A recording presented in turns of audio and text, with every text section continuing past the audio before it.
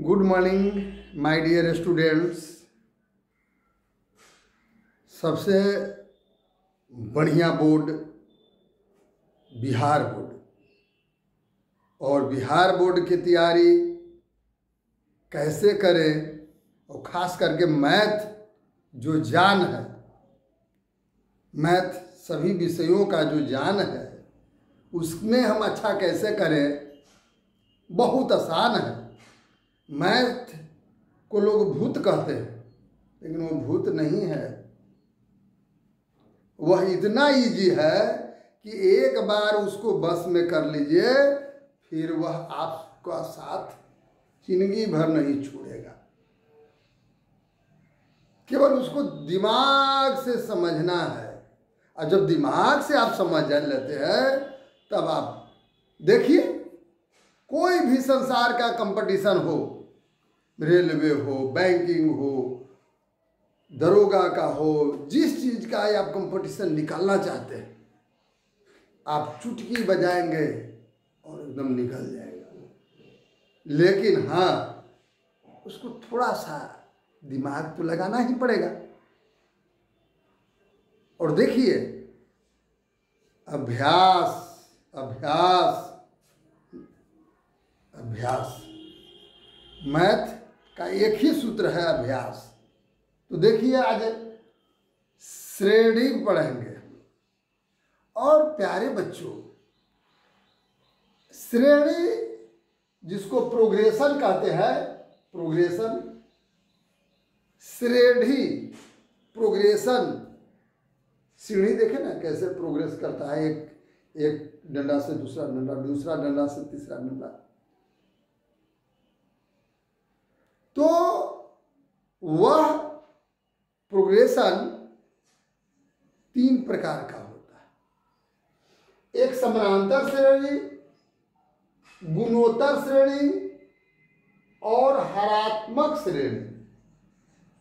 कितने प्रकार के? 3 प्रकार के श्रेणी होता है। श्रेणी 3 प्रकार के, समानांतर, गुणोत्तर और हरात्मक। प्यारे बच्चों, आज न तो हम ए पढ़ाएंगे न ए पढ़ाएंगे, केवल समानांतर श्रेणी की बात हम लोग करें। प्यारे बच्चों, एक ही पहचान इसका है, ये है समानांतर श्रेणी का, जिसको शॉर्ट में एपी कहते हैं, अर्थमेटिकल प्रोग्रेशन। क्या कहते हैं? अर्थमेटिकल प्रोग्रेशन, अर्थमेटिकल प्रोग्रेशन है ना, एपी, समानांतर श्रेणी। तो समानांतर श्रेणी का एक ही पहचान है, वो समानांतर श्रेणी में है या नहीं है, उसका मात्र एक पहचान है, कॉमन डिफरेंस, अर्थात सर्वांतर समान होना चाहिए। सर्वांतर समान होना चाहिए। इसका मतलब क्या हुआ? इसका मतलब हुआ प्यारे बच्चों कि जैसे मान लिया जाए कि 4, 8, 12, 16, तो पहला टर्म इसको कहते हैं ए, पहला पद को ए से सूचित करते हैं, T1 जिसको हम कहते हैं। दूसरा T2, T2 का है 8 है, T3 कितना है? 4 है, T12 है, T4 कितना है? 16 है। इसी तरह से T5, T6, Tn माने इंफिनिटिव। समझ गया ना? तो पहला को हम ए कहते हैं। अब तो समझ गया, T1 माने ए माने पहला पद, पहला पद। तो प्यारे बच्चों, एक सीधा सा, अब इसको आपको बिना सूत्र के, हम कोई सूत्र ना आप जानते हैं, इसको कहा जाए कि आगे बताइए यह श्रेणी में है कि नहीं, तो देखिए, तो 4, 8, 12, 16, देखिए तो अब 4 में 8 में से 4 गया 4, 12 में से 8 गया 4, 16 में से 8 गया 4, माने सर्वांतर सेम है। अंतर जो होता है, प्रत्येक पद का अंतर सेम है, समान है ना? तो माने 4-4 बढ़ रहा है।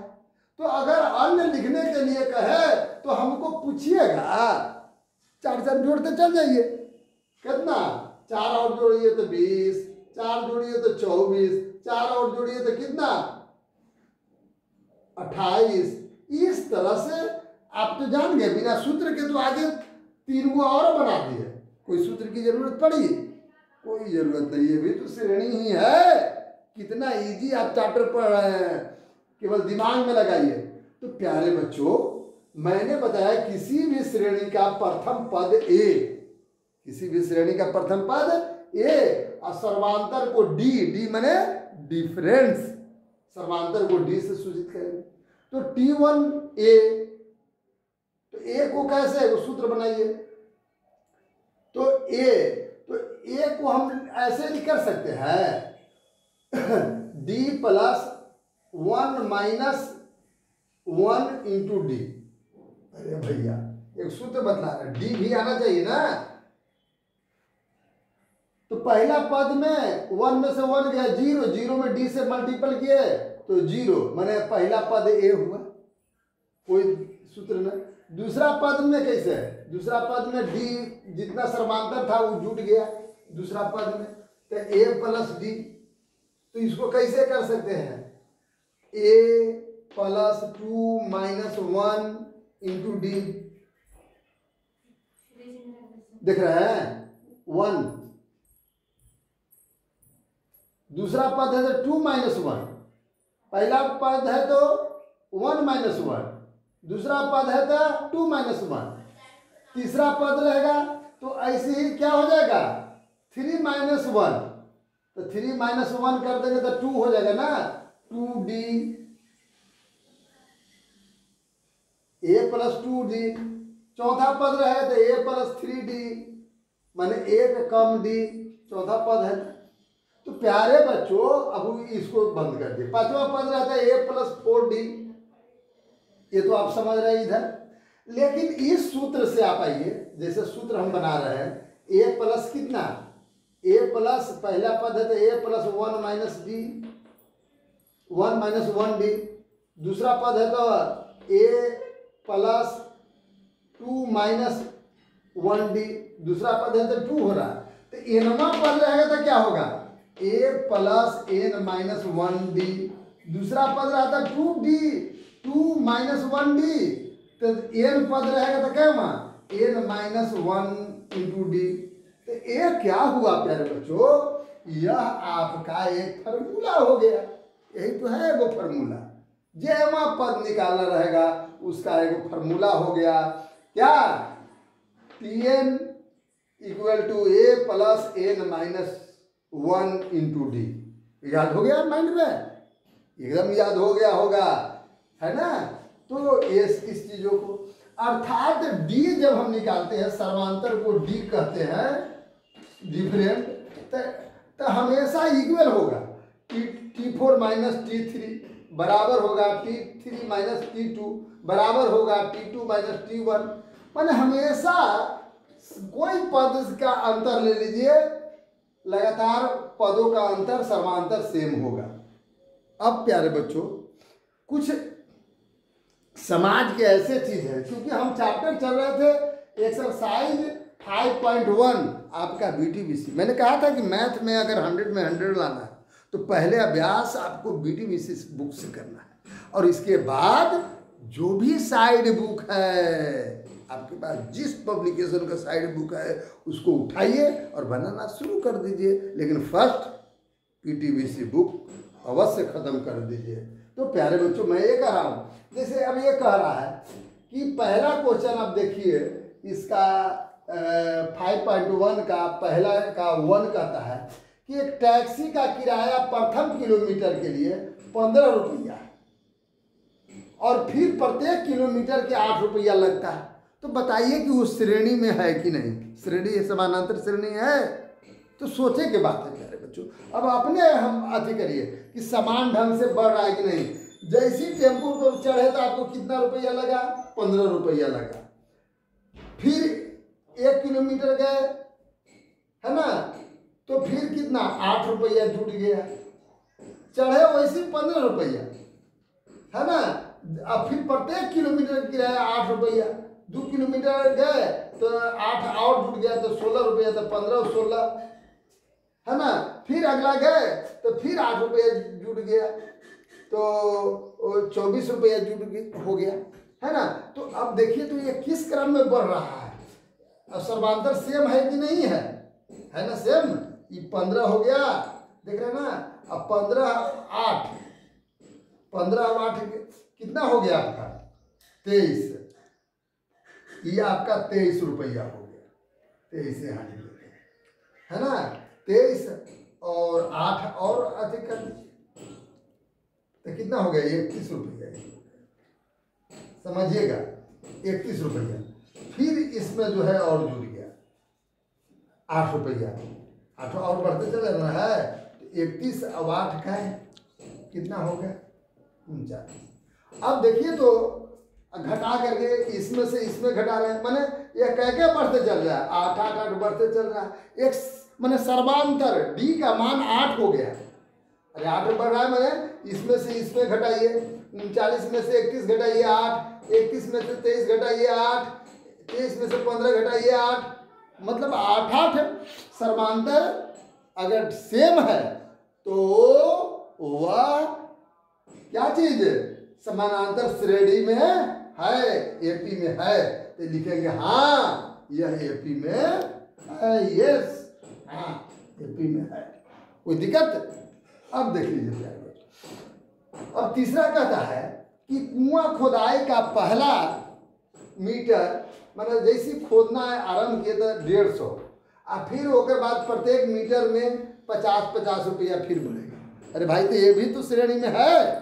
पहला जैसे हम वहाँ पर स्टार्ट किए खोदना आरंभ किए तो शुरू में 150 रुपया है, वहाँ पहुँचेंगे उसके लिए हम कुदाल लाएंगे, जो भी जुगाड़ है सब करेंगे, तो पहले 150 रुपये। अब फिर खोदते चल जाए, 1.5 मीटर खोदिएगा तब 150 रुपया बढ़ते चल जाएगा। तो इसमें देखिए ना पहला 150, फिर 150 प्लस 50 200 हो गया, 150 प्लस कितना 250 तो कितना हो गया मैंने 250 हो गया। फिर ऐसे बढ़ते चल जाएगा 50 रुपया। इट मीन सर्वांतर सेम है, तो इसको भी लिखेंगे कि हाँ श्रेणी में है ना प्यारे बच्चों। लेकिन एक कह रहा है प्यारे बच्चों कि तीसरा ये जो है इसके बाद देख लीजिए, आपका किताब में हम दिखा रहे हैं, वो क्वेश्चन नंबर आपका दिया हुआ है। मैं समानांतर अति का है, वह किस तरह से बढ़ रहा है देख लीजिए मेरे बच्चों। क्वेश्चन नंबर आप 4 देखिए, क्वेश्चन नंबर 4। अगर कोई व्यक्ति बैंक में 10,000 रुपये जमा किए और 8% कैसा 8% कौन ब्याज है, कंपाउंड इंटरेस्ट चक्रवृद्धि ब्याज से वो बढ़ रहा है।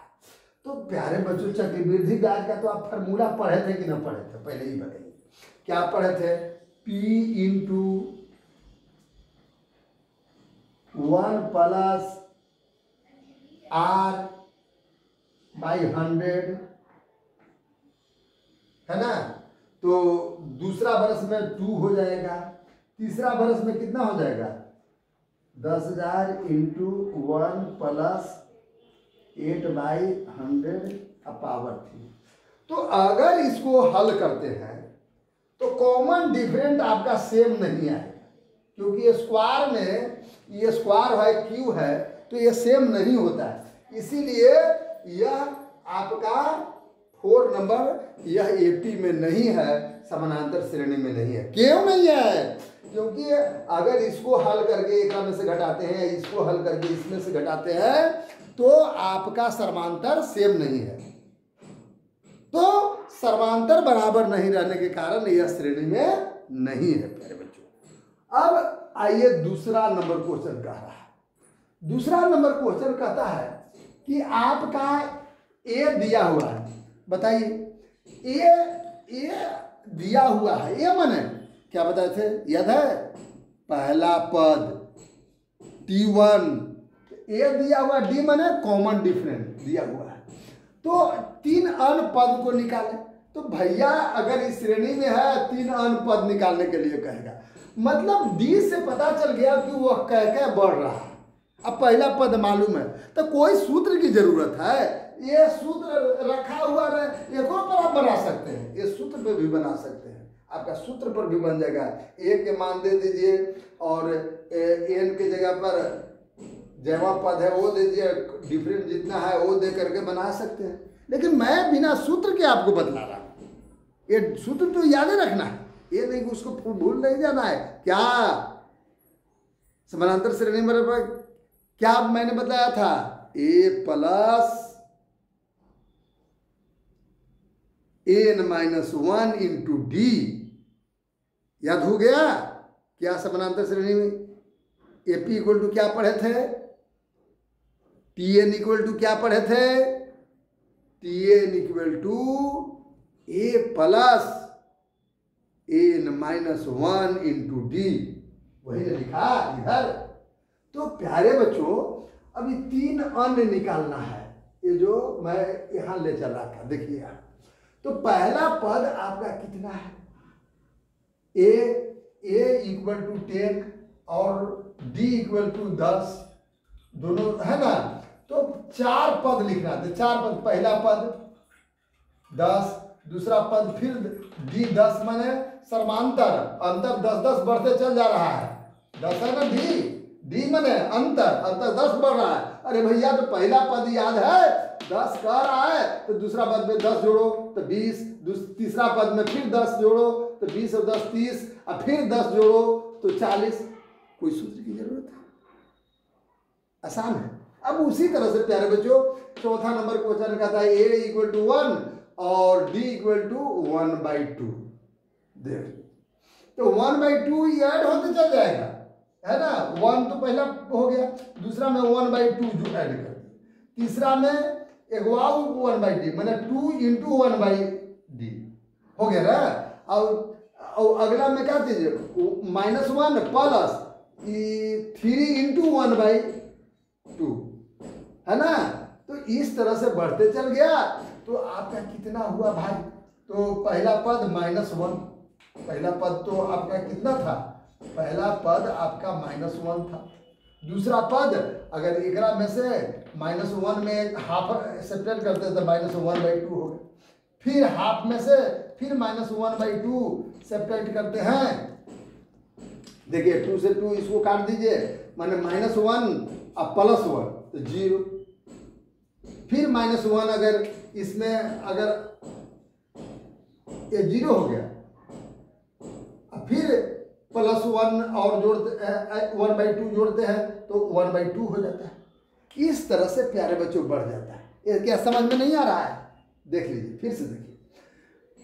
पहला पद -1, दूसरा पद में क्या चीज कितना जोड़ते चल जाना है 1/2, तो 1/2 जोड़िए, फिर 2 इंटू 1/2, 3 इंटू 1/2, 4 इंटू 1/2, इसी तरह से 5 इंटू 1/2, यही जुड़ते चल जाएगा। तो जोड़ के देखिए ना भाई कितना आता है, इतना आ जाएगा। 4 पद निकल गया ना, 4 पद आपको कह रहा था 1 2 3 4। अब देखिए 5वां नंबर क्वेश्चन भाई, पहला पद कितना -1.25 और कॉमन डिफरेंट कितना है -0.25। पहला पद जो है -1/25 और कॉमन डिफरेंट कितना है, समांतर कितना है -0.25। तो 4 पद लिखना है प्यारे बच्चों, तो जोड़ते चल जाइए। एक तो पहला पद एक मतलब क्या पहला पद तो जो कहते हो, दूसरा पद में कितना जोड़ दिए इतना प्लस ए जोड़ दिया, तीसरा पद में क्या ये दुगुना ना हो मैंने दुगुना ऐसा न तो 2 इंटू इतना, तीसरा पद अगला अगर जोड़ा है तो 3 इंटू इतना 25, अगला जोड़ना होगा तो 4 इंटू 0.25, माइनस में है सब तो माइनस में करना है। इसको हल कर दीजिए ना भाई, ये तो पहला इतने हो गया। इसमें अगर प्लस माइनस माइनस माइनस घटा रहे हैं 25 तो कितना हो जाएगा, तो ये जुड़ जाएगा तो -0.50 हो जाएगा। फिर इसको मैंने 2 से मल्टीपल करके इसमें ऐड कर रहे हैं तो करने के बाद आपको कितना होगा -1.75 हो जाएगा। फिर 3 से मल्टीपल कर करके इसमें ऐड कर रहे हैं तो आपका कितना हो जाएगा 2 हो जाएगा। प्यारे बच्चों इस तरह से सब पद निकलते चले जाएंगे। इसको आप मने हल कर सकते हैं, इसको कर लीजिए अपना। जैसे ए जो है ए पूरे को एक में इसको ऐड कर दीजिए, है ना, इसको भी दोनों को एक में ऐड कर दीजिए, इसको भी ऐड कर दीजिए। एक में ऐड करके बता देता हूँ। जैसे माइनस आपका कितना था, देखिए ये हम रफ काम कर रहे हैं, -1.25 और +3 से मल्टीपल करिए तो प्लस माइनस माइनस, प्यारे बच्चों प्लस माइनस माइनस और हो जाएगा 0.75। 0.75 एक में जोड़ेंगे तो आपको कितना हो जाएगा -2.00।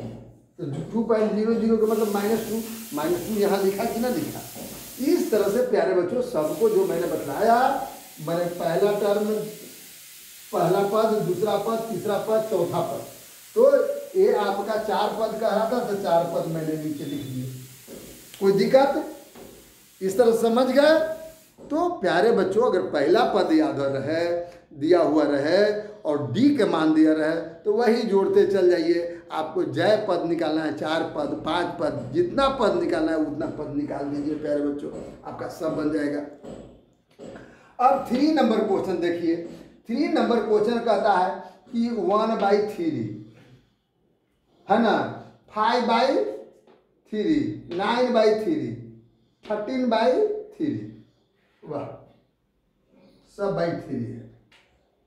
तो कहता है कि बताइए कि इसमें 2 चीज निकालना है। पहला पद लिखिए और सर्वांतर लिखिए।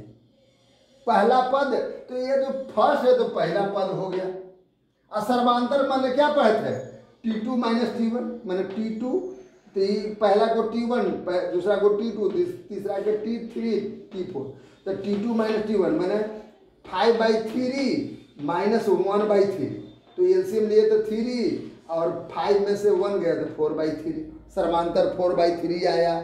सर्वांतर कितना आया 4/3, किसी में से घटाइए ना भाई, 13/3 में से 9/3 घटाइए तो ये 4/3 आ जाएगा। मैंने आपका चाहे इसमें से इसको सेपरेट करिए घटाइए, या इसमें से इसको घटाइए, या इसको में से इसको घटाइए। जब यह सर्वान एपी में रहेगा तो क्या चीज है डिफरेंट सेम आएगा। अब उसी तरह से 4 में कहता है प्यारे बच्चों कि ये पहले बताइए कि वह एपी में है कि नहीं। 4 नंबर क्वेश्चन में क्या कर रहा है कि पहले बताइए कि वो एपी में है कि नहीं। तो आप अपना प्रश्न देखिए, प्रश्न देखिए कैसे कैसे कह रहा है। तो आपका कितना कह रहा है 2, 4, 8, ये बताइए कि एपी में है कि ना। तो देखिए ना भाई T2 - T1 मतलब 4 - 2 तो कितना हो रहा है 2। अच्छा T3 - T2 तो 8 - 4 तो 4। कॉमन डिफरेंस सेम है नहीं है, है सेम।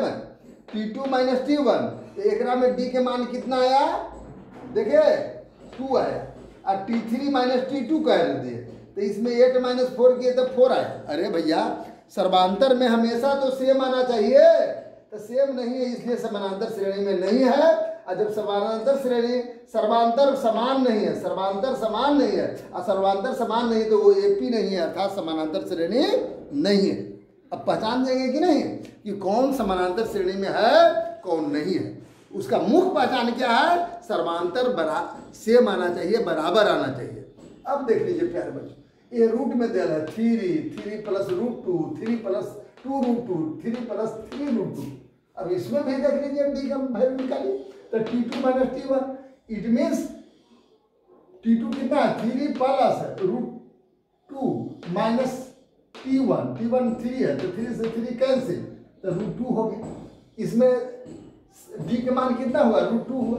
लेकिन अब T3 - T2 कर करके देख रहे हैं, ये वो से पता नहीं चलेगा। तो इसमें अगर करके देखते हैं तो T3 - T2 तो T3 कितना है 3 + 2√3 माइनस करेंगे तो दोनों -3 - √2 माइनस इसलिए क्योंकि माइनस करने पर दोनों चीज चेंज हो गया तो 3 से 3 और √2 में से √2 चल गया तो √2 केवल बचा। तो दोनों का कॉमन डिफरेंस सेम है, डी का वैल्यू सेम है, तो डी का सर्वांतर सेम है, सर्वांतर समान है, अतः एपी में है। स्पष्ट है, एपी में है। तो जब एपी में है तो इस प्रश्न में कह रहा है कि 3 अन्य पद लिखे। एपी में है तो 3 अन्य पद लिखे। तो यह आसान है। कैसे?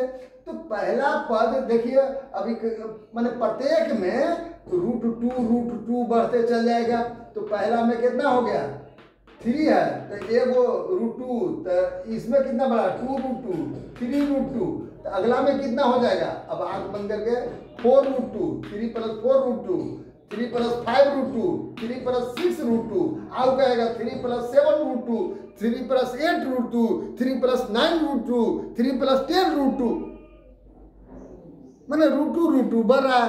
केवल सर्वांतर अब आपको मालूम हो गया तो सब बन जाता है।